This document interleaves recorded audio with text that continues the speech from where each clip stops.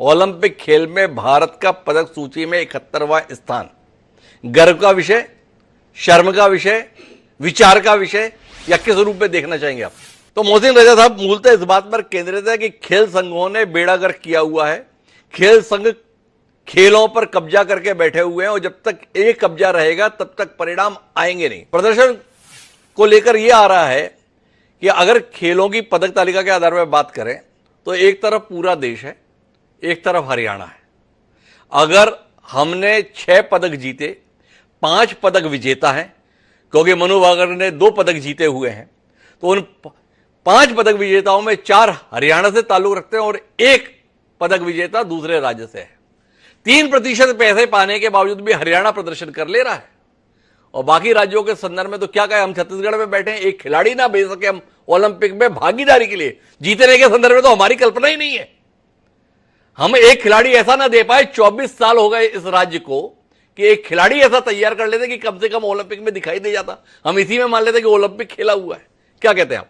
हम लोग इतने में संतुष्ट क्यों हो जाते हैं? जैसे आपने भी दलील ये दी कि देखो हमारा प्रदर्शन खराब नहीं है, हमारा प्रदर्शन बहुत अच्छा है, हमारे कई खिलाड़ी पदक नहीं जीत पाए पर चौथे नंबर पर रहे। क्या आपको नहीं लगता है कि हमारा ये चौथे नंबर पर संतोष करना ही बहुत बड़ी समस्या है? वो हमारे ओलंपिक संघ के अध्यक्ष हैं सम्माननीय पीटी उषा जी, वो भी लॉस एंजल्स ओलंपिक के अंतर्गत चौथे नंबर पर रही थी। सेकंड के 100वें हिस्से के आधार पर वो पदक जीतने से चूक गई थी, पर हमने उन्हें संज्ञा क्या दी? उड़न परी।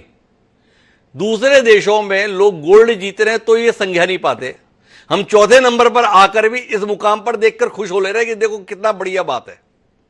क्या आपको नहीं लगता है कि हमारे लक्ष्य बड़े छोटे हैं? हम इतने भी खुश हो जाना चाहते हैं कि देखो चौथे नंबर पर तो आए ना हम, क्या कमाल की बात है। क्या कहते हैं आप? क्या सारी समस्याओं की जड़ केवल इतनी कि हमारे यहां स्पोर्ट्स फेडरेशन है और ये फेडरेशन के चलते खेल पनप नहीं रहे, जिन्होंने ये जिम्मेदारी ओढ़ रखी है कि खेलों को अगर कुछ भी बेहतर करना है तो वो हमारे माध्यम से ही होगा? क्या कहते हैं? मेरे लिए जानने का विषय यह है कि क्या वाकई हमारे यहां पर जो खिलाड़ी हैं वो इस महत्वाकांक्षा के साथ मौजूद हैं कि हमें ओलंपिक जीतना है, देश का नाम रोशन करना है, या खेल वहीं तक के लिए साधना है जहां से एक सरकारी नौकरी सुरक्षित हो पाए? क्या आपको लगता है कि हम उस तरीके के जज्बे के साथ अपने खिलाड़ियों को तैयार कर पा रहे हैं जिनका लक्ष्य बड़ा हो? क्या कहते हैं आप? मेडल जीतने के बाद संजय शर्मा जी कह रहे हैं कि भाई हम ओलंपिक में खेलने के लायक माने जाएं, यही बड़ी उपलब्धि होती थी। कम से कम वो हम खेलने के लिए तो चले जा रहे हैं। जब से ओलंपिक शुरू हुआ है दोबारा से, तो भारत ने आजादी से पहले और आजादी के बाद अब तक कुल 36 ओलंपिक में भाग लिया है और इस 36 ओलंपिक में हॉकी के स्वर्णिम काल को शामिल करते हुए अब तक हम कुल 28 पदक जीते हैं। यह हमारी उपलब्धि है। एक नाम है ओलंपिक के साथ जुड़ा हुआ, माइकल फेलिप्स, प्रसिद्ध तैराक। यह 28 पदक अकेले फेलिप्स ने 3 ओलंपिक में भागीदार करते हुए जीते हुए। कि हम खिलाड़ियों का अभिनंदन जीतने के बाद करने में पैसा बहाएं या खिलाड़ी तैयार करने के संदर्भ में बुनियादी तौर पर सुविधाएं बढ़ाएं? क्या कहते हैं रजा साहब? अच्छा रजा साहब ये बताओ कि मेडल आएगा कैसे? भाई क्रिकेट को छोड़ दो, बाकी की जो स्कूल की टीमें जाती हैं, कॉलेज की टीमें जाती हैं, मैं कई बार यात्रा करता हूं तो देखता हूं जनरल कोच के अंतर्गत बैठे हुए दिखाई देते हैं, टॉयलेट के पास दिखाई देते हैं। पता चला कि कार्यक्रम अचानक बन गया, रिजर्वेशन तक नहीं कराए जा रहे हैं, या फिर मंशा है रिजर्वेशन के पैसे भी बचा लो। सहूलियत के संदर्भ में, खाने के संदर्भ में दाल, अब दाल वो पानी को ही दाल कहा जा रहा है या वाकई दाल है, इसका संकट रहता है। सुर्खियों में है कि विनेश फोगाट 100 ग्राम वजन ज्यादा होने के कारण से अयोग्य करार दी गई। यह कहानी सबको पता है कि वो 53 किलो वर्ग में खेलती थी, परिस्थितियों के चलते 50 किलो वर्ग में उतरी। उसका वजन बढ़ने की संभावना क्या पहले से नहीं पता? आज जानना चाहता हूं कि किस तरीके का दल भेजा जाता है, किस तरीके के कोच, किस तरीके के डाइटिशियन, किस तरीके के डॉक्टर साथ में, जिसके अंतर्गत ऐसे महत्वपूर्ण मौके पर इतने महत्वपूर्ण खिलाड़ी का वजन तक हम नहीं मेंटेन कर पाए। इसके लिए कोई जिम्मेदार नहीं होता? क्या किसी की जिम्मेदारी नहीं ठहराई जाएगी कि उस खिलाड़ी को इतना खाना क्यों दिया गया जिसमें वजन इस स्तर पर पहुंच गया? क्या हम केवल इस बात का ही मातम मनाएंगे अरे हमारे हाथ से मौका चला गया, वो बेचारी विनेश गोल्ड जीत सकती थी, जीत नहीं पाई? या हमारी जिम्मेदारी बनती है कि जो लोगों पर यह जिम्मेदारी थी कि खिलाड़ी निर्धारित वजन के अंदर रहें। भाई डॉक्टर भेजा किस लिए, कोच था किस लिए, डाइटिशियन था किस लिए?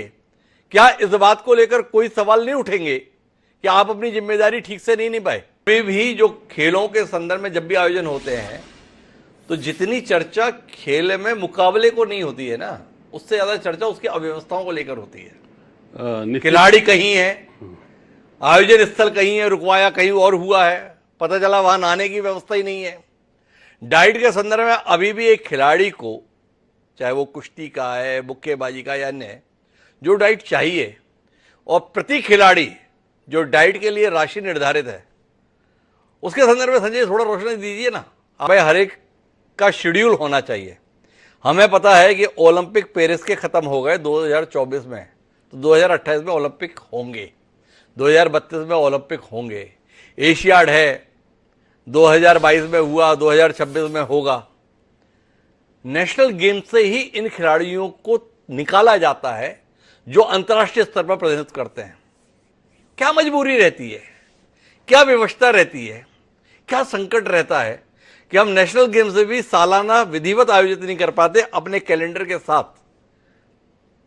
अगर हम अपने देश में नेशनल लेवल पर भी नियमित रूप से आयोजन कराने में सफल नहीं है, तो क्या वाकई हमें अधिकार है यह कहने का कि हम ओलंपिक में बेहतर प्रदर्शन करने वाले? इस देश को खेलों के संदर्भ में अंतर्राष्ट्रीय स्तर पर बेहतर प्रदर्शन के लिए केवल बड़ा सपना देखना पर्याप्त नहीं है, बल्कि उस बड़े सपने को क्रियान्वित करने के लिए छोटी छोटी बातों पर ध्यान देना जरूरी है। हमें ग्रामीण क्षेत्रों में मौजूद प्रतिभाओं को पहचानने की जरूरत है, उन्हें तराशने के लिए उचित सुविधाएं उपलब्ध कराने की जरूरत है, उनको समुचित अवसर देने की जरूरत है, और उन्हें खेलों पर ही वो ध्यान दे सके ऐसी व्यवस्था के निर्माण की जरूरत है। अगर खिलाड़ियों के साथ खेल करने के किस्से सरे बाजार आते रहेंगे तो खेलों में बेहतर प्रदर्शन का केवल हम सपना ही देखते रह पाएंगे।